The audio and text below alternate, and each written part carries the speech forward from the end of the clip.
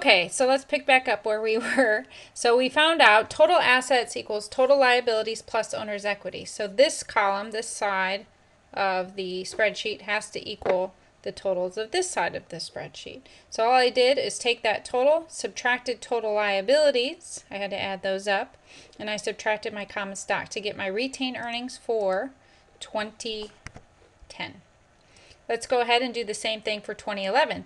The only difference here now is we do not have the accumulated depreciation already for 2011. And what accumulated depreciation is, it's depreciation accumulated that's added up over time. So if my accumulated depreciation in 2010 was 142.4, then I add to it my depreciation for 2011. Let's go ahead and do that.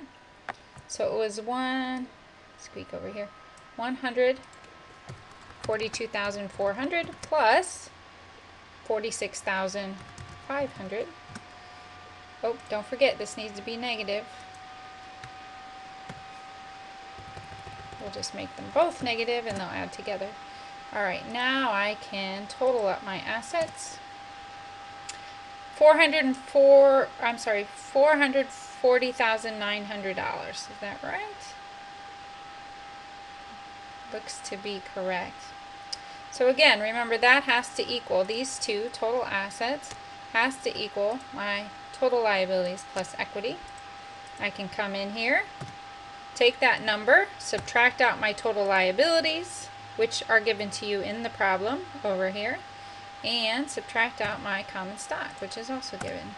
58,400. Great, we're moving right along now. So this is my ending balance of retained earnings.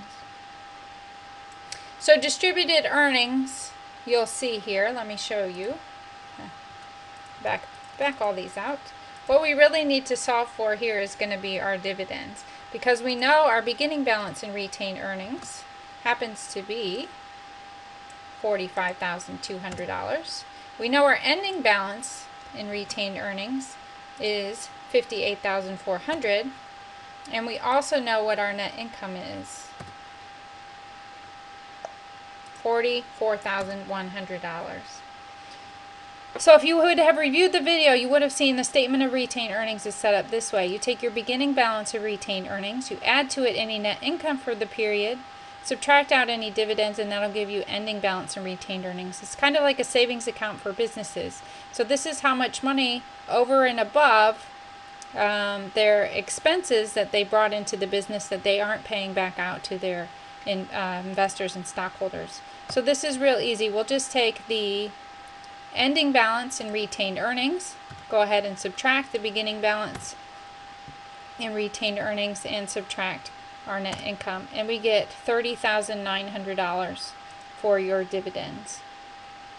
Hopefully that'll clear up some of the questions that you all had and allow you to be able to solve some of the future problems that are going to come up. But take advantage of that view an example button and post any questions that you may have in the discussion board. Thank you.